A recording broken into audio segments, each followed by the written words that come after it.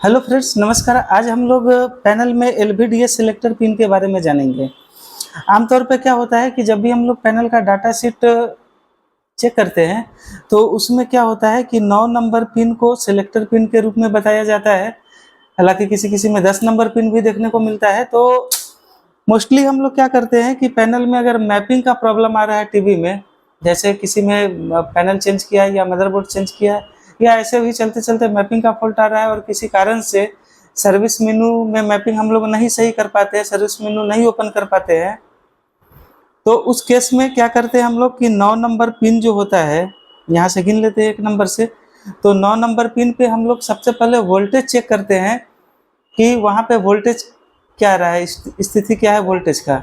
या तो 3.3 आएगा या तो कुछ नहीं आएगा। तो अगर पहले से कोई वोल्टेज नहीं आ रहा है तो हम लोग क्या करते हैं कि 9 नंबर पिन पर एक 100 ओम के रजिस्टर के द्वारा 3.3 वोल्ट देते हैं। एक तो ये तरीका हो गया। दूसरा तरीका ये है कि अगर पहले से 9 नंबर पिन पे 3.3 वोल्ट आ रहा होता है तो क्या करते हैं, उसको सीधा ग्राउंड कर देते हैं। फॉल्ट हमारा सही हो जाता है मैपिंग का। लेकिन कई बार लोगों को कन्फ्यूजन होता है कि आखिरकार ये 9 नंबर पिन को हाई करने से या लो करने से होता क्या है। तो वो चीज़ हम लोग इस वीडियो में डिटेल से समझने वाले हैं। तो चलिए शुरू करते हैं। तो एग्जांपल के लिए हमने ये वाला स्केलर लिया है, ठीक है। तो देखिए यहाँ पर क्या है, टेस्ट पॉइंट लिखा हुआ भी है। ये जो 9 नंबर पिन है इससे आपका यहाँ एक टेस्ट पॉइंट बना हुआ है सेल एलवीडीएस करके, एलवीडीएस सिलेक्टर। तो अब चूंकि ये पतला कनेक्टर है ना, नए वाले टीवी में आप देखते होंगे ऐसा। तो यहाँ पे तो हाई या लो करना मुश्किल है, तो ज़्यादातर लोग क्या करते हैं कि यहीं पे 3.3 वोल्ट दे देते हैं या ग्राउंड कर देते हैं। तो ऐसे ही अंदाज़ा नहीं करना है, आपको देख लेना है कि पहले से कोई वोल्टेज नहीं है तो आपको हाई करना है, और अगर पहले से वोल्टेज है तो लो करना है यानी ग्राउंड करना है। अब देखिए ये करता क्या है, ये सिलेक्टर पिन से ट्रैक आगे चेक किए तो यहाँ पे एक रजिस्टर लगा हुआ है और आगे एक और पॉइंट है। यहाँ भी रजिस्टर लगने का जगह था लेकिन लगाया नहीं है, ठीक है। इसके बाद फिर यही ट्रैक एक और रजिस्टर पे गया और रजिस्टर के अगले पिन से ये कहाँ चला गया, ये चला गया PRIC में, ठीक है। तो अब देखिए, अब सिलेक्टर पिन से क्या है कि ये दोनों रजिस्टर लगा हुआ है।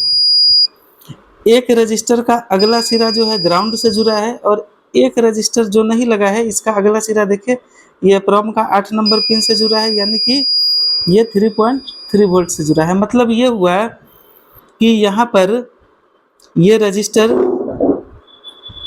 अभी जहाँ लगा हुआ है यहाँ रहेगा, तो ये क्या है कि ये ग्राउंड से जुड़ रहा है। तो उस केस में ये एलवीडीएस सिलेक्टर लो वाले कंडीशन पे रहेगा।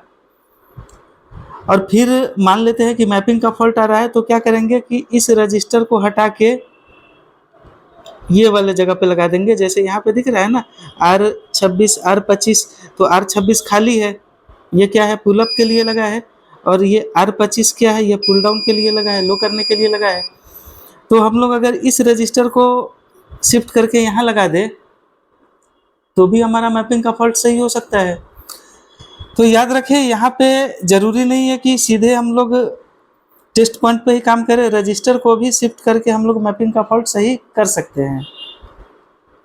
एक चीज़ ध्यान रखने वाली बात यह है कि यहाँ के बाद सिलेक्टर पिन से सीरीज में जो रजिस्टर लग के PRIC तक जा रहा है, ये रजिस्टर आपका निकलना नहीं चाहिए, ओपन नहीं होना चाहिए।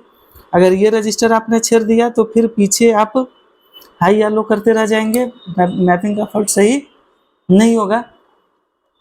कई बार क्या होता है दोस्तों कि कोई कोई PRIC में जो मैपिंग पिन होता है, PRIC का अपना एक तरह का कॉन्फ़िगरेशन पिन होता है ये मैपिंग पिन। तो कई बार क्या होता है कि जो मैपिंग पिन होता है उसको ग्राउंड कर दिया जाता है बाय डिफ़ॉल्ट पहले से ही।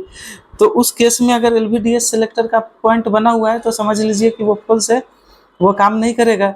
हम लोग जब ट्रेस करते हैं तो एक चीज़ का और ध्यान रखना चाहिए कि जैसे देखिए ये सिलेक्टर पिन से सीरीज में जो रजिस्टर लग के जा रहा है वो PRIC के कैमा नंबर पिन पे जा रहा है, लास्ट पिन पे 48 नंबर पिन पे।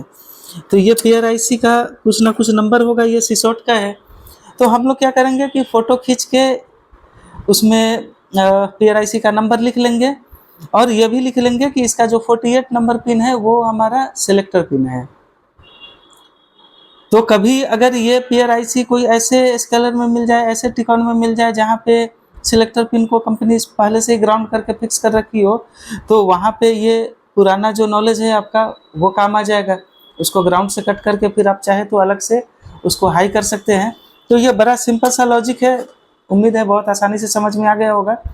और आप चाहते हैं एलईडी टीवी का कंप्लीट रिपेयरिंग सीखे, कंप्लीट का मतलब बिल्कुल बेसिक से लेके power supply, motherboard, panel, software, और सॉफ्टवेयर का मतलब बिल्कुल कंप्लीट सॉफ्टवेयर, है ना, जहाँ फिर आपको किसी की मदद की ज़रूरत ना पड़े, फिर आपको दोबारा कहीं सेमिनार ना करना पड़े।